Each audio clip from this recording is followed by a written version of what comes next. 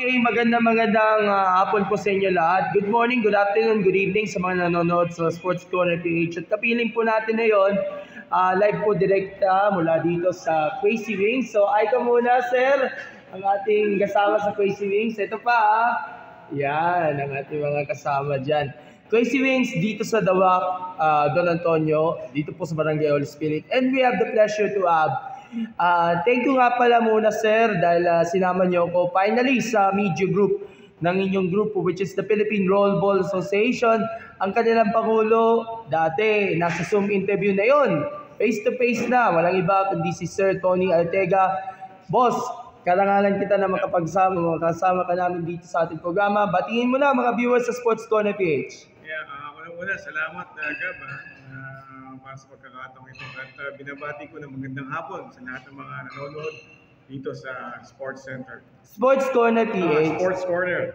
Okay. Alright. So, thank you ulit sa pagkakataon na may sama. It's been an honor na makasama mo ko finally sa inyong media group na being one of the members niya ng ating media group ng PRBA. At isa rin karangalan na ma-feature ko ang rollball sa aming page sa Sports Corner PH.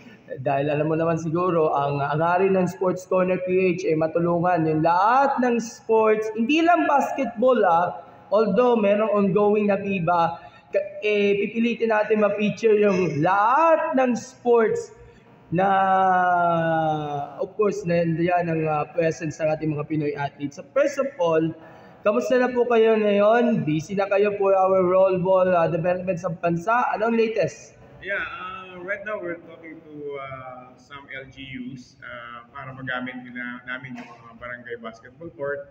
And we were asked to submit a project proposal, no, to promote and to propagate this rollball. So we're now preparing that. And there's an event coming this September 16-17 sa Nasugbu, Batangas, no? Yung longboard ng roller skates. So we were invited there to promote the rollball and also to ask for new members. So we're accepting new members na those who pwedeng associate members, supporting the sports, and pwedeng active members. No? Basta marunong mag-roller skate at mag-basketball.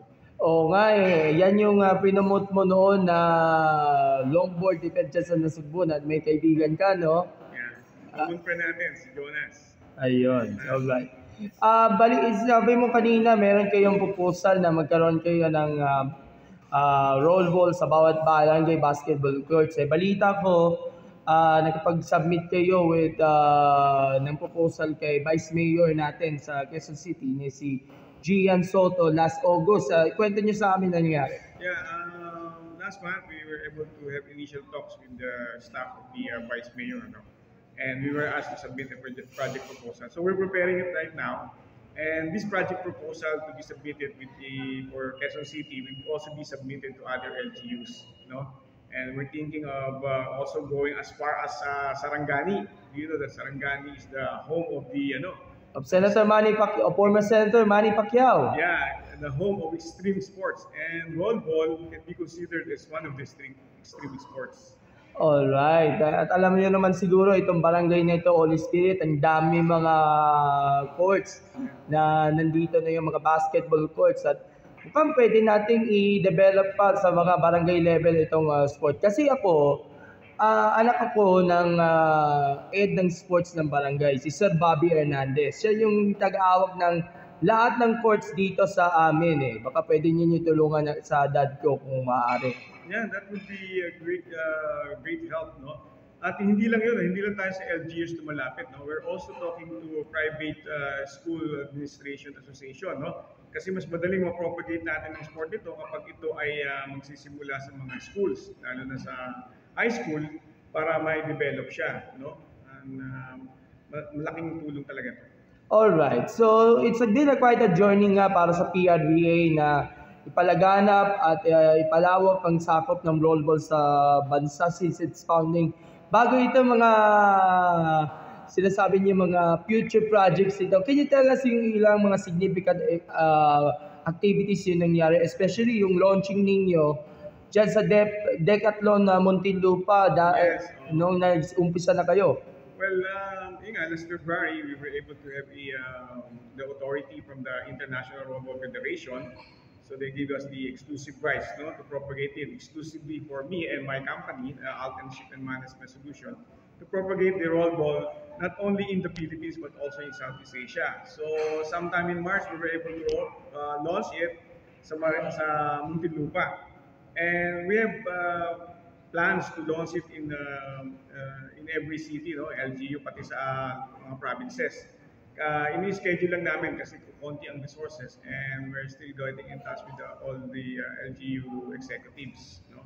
Okay, so alam natin ang rollball is a sport that combines roller sports and basketball. Alam niyo, And football. handball and football. Alam niyo naman siguro ng ating mga followers natin. And sabihin natin, talagang kinoconvince mo mga athletes from different sports na nabanggit nyo na kinombine into rollball para matry itong sport na ito at may palagahan naman sa iba. Yes, ang priority natin na mas madali kasi para makapaglaro ng rollball ay dapat marunong mag-roller skates. That's first, ano? And then, second, dapat ma-aware siya, well, this is a basketball crazy country, so most likely most of them knows how to play basketball. So yun ang two basic. And the rest are little knowledge of the football because of the goal. And the rest can be learned. Kasi Filipinos are very competitive naman eh.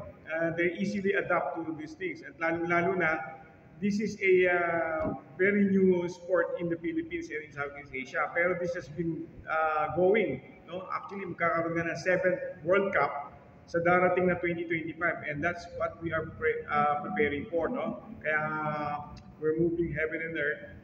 We need all the help of the LGUs and also the private sector to help us propagate this. We have already submitted also our applications sa national Sa PSC. Philippine Sports Commission and also sa Philippine Olympic Committee. But there are certain requirements that we need to comply, and we're complying it now. We're slowly preparing the compliance. You know? So 2 years pa ang hihintayin bago yung susunod na World Cup. Pero hanggang ngayon, active pa rin sa training ang ating Philippine rollball team. Alam mo naman siguro, supposedly, lalawak sana tayo po 2023. Kaso nga lang, mga problema na kailangang i-address, especially sa passport, sa visa, and of course, fundraising na rin. Although, medyo malaki kasi yung tinarget niya ng fundraising, pero at least na-achieve kahit medyo hindi natuloy ang participation natin. Yeah, thank you din ha. Alam ko, tumulong ka financially and also sa lahat ng mga tumulong, hindi po nasayang yun dahil ginamit po natin sa mga uniforms ng mga athletes and this time po, we have timelines po na gagamit na dapat masunod para ma-achieve namin yung plan na makasali sa World Cup. Okay, so 2 years pa ang hihintayin bago yung World Cup. So mukhang mahaba-haba nga yung magiging paghahanda nga for the team, especially sa tryouts pa lang, syempre. Yeah. Kaya we need to go to a lot of places, LGUs, to promote this, no? And also private schools, no? And kung ma-promote namin to at magkaroon ng mga little packet tournaments, then we can choose, no, yung ating magiging national team. Pero at the moment, we're still propagating. And by the way, we will have a virtual seminar about rollball, not only for Philippines but for Southeast Asian countries. This will be done on October 15 and 16 and October 21 and 22. No? Dalawang weekends, 8 sessions yun. Nandun po, ipapalabas namin. I'll send you all the poster, the PubMat about this, and para makasali po. Both Filipinos and the Asian countries can join. So pwede natin i-promote yung virtual seminar sa amin para at least aware naman ang ating mga followers niya about sa sport na ito. What about sa coaching naman? Tuloy-tuloy pa rin ba yung pagtitrain ng mga coaches? Nabanggit mo, kasama yun doon sa darating na virtual seminar that kasama po yan for players, coaches, at saka sa mga trainers. Oo nga kasi alam natin, medyo kukunti lang ang mga coaches. And one of the coaches nga pala, I don't want to mention his name niya, nagkaroon ng problema, internal problems niya sa kanila. Kaya tuloy-tuloy pa rin ang pag-aanap niya ng mga right coaches para dito sa national teams natin. Yes, ang magiging requirement natin is to go through these virtual seminars, and darating din yung mga coaches, no? Regional coaches ng International Robot Federation sometime maybe early next year to give face-to-face seminars, no? And eventually to supervise. And we will also invite you, no? Everyone, the public's invited if you're going to have a launch, maybe last quarter of this year, no? We will be launching the roll ball kasi hindi pa natin launch yan as far as national is concerned. So parang soft launch yung nangyari doon sa Decathlon last time. Yes. Ayun. What about sa grassroots nga pala? Balita ko, bukod niya sa pag-assist niya sa mga LGUs kung paano makapag-put up of a grassroots program, nakipag-ugnayan din kayo sa mga private schools and even yung mga skate communities, lalo na upcoming, next weekend, pupunta kayo ng Batangas. So parang ipapagit na rin, hindi lang yung mga LGUs, kundi yung mga skate communities sa ngayon, mga mahilig sa skateboarding o iba't ibang mga roller sports sa ngayon.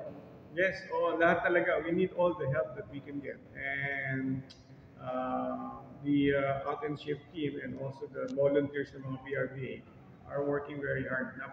Lahat po nang tumutulong dito for mga volunteers. Katulad mo, yung volunteer. Thank you for your help. Kasi without you, hindi malalaman itong roll ball.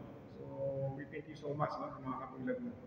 And we have also some partners na tumutulong din. Like I said, kanina, Decathlon. Yes. Nagpahayag niya ng tulong. What else?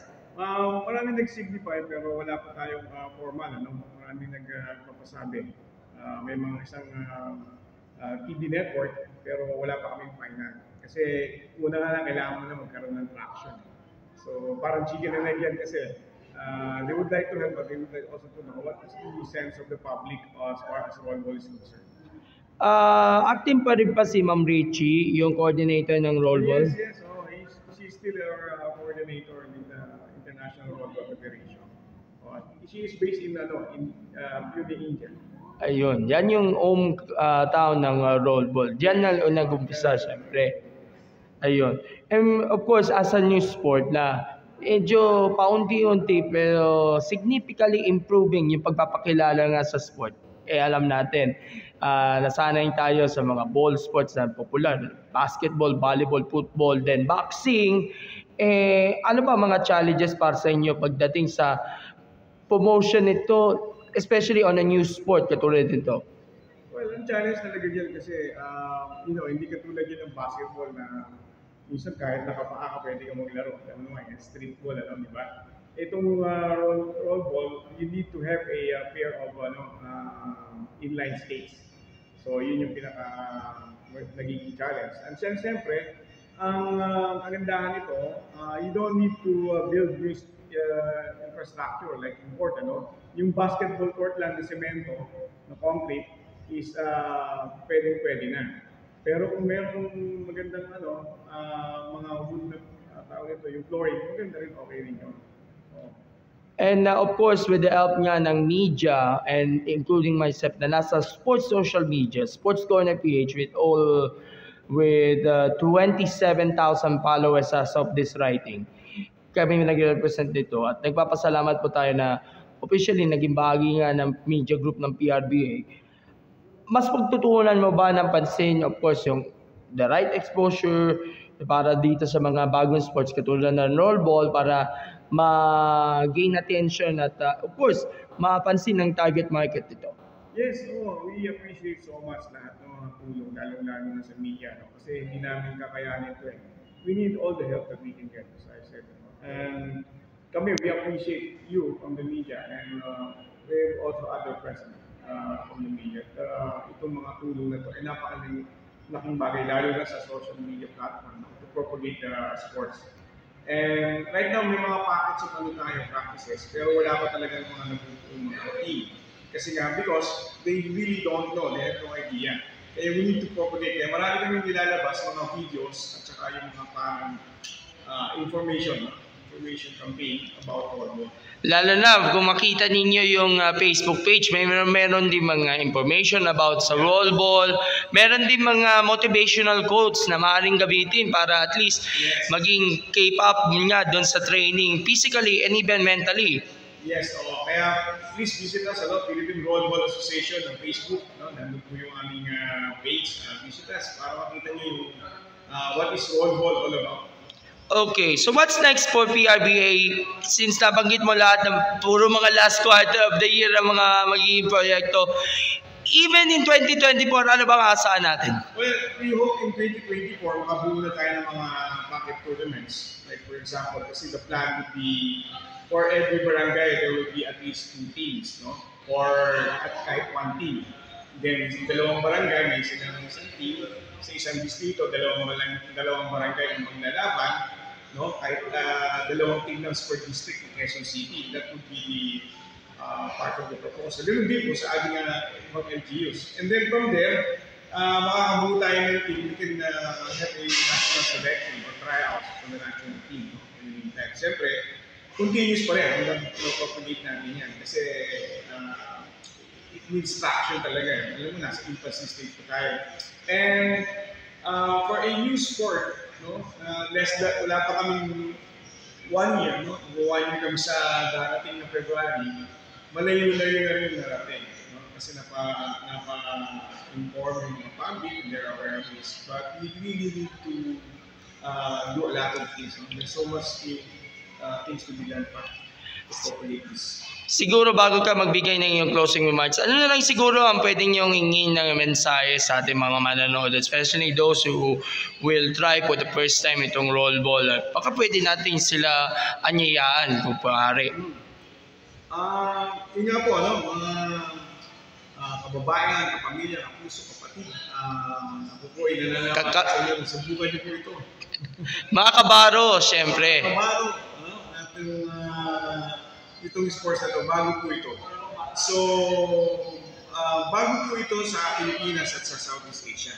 So, ang goal po natin will be the first World Cup champion, no, from ASEAN countries, nag-BBs, kaya tayo po nagpapioneer. So, hindi po mapapapagate sa Southeast Asia kung hindi po dadaan sa atin. So, tayo po ang pioneer dyan, and let's hope na ito pong rollball na ito ay Philippines po ang mag-champion sa darating na 7th World Cup sa 2025. Ang goal natin. Ayun, ang matagal na yung goal natin. Of course, may mga manifest at i-pray natin yan. Baka pwede ninyong humingi ng inyong final remarks. At of course, pasalamatan mo mga taong gustong sumuporta at mga susuporta at mga sabihin natin nag-invest na sa rollball dito sa Pilipinas. Yes, kami po ay nagpapasalamat sa mga tumutulong sa amin, like yung Decathlon, din po pala yung International Rollball Federation sa amin, tiwala sa amin.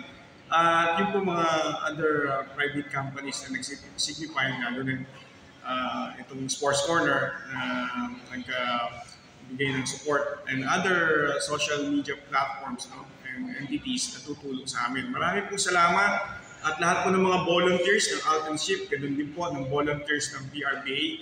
Maraming salamat po. Nawa ay huwag kayong magsawang tumulong at one day kasama rin tayo pag nakakuha na natin ng World Cup. So maraming salamat. Continue to support PRBA. And of course, we'd like to thank you, Sir Tony, for your trust and confidence sa amin na makapag-interview tayo face-to-face finally.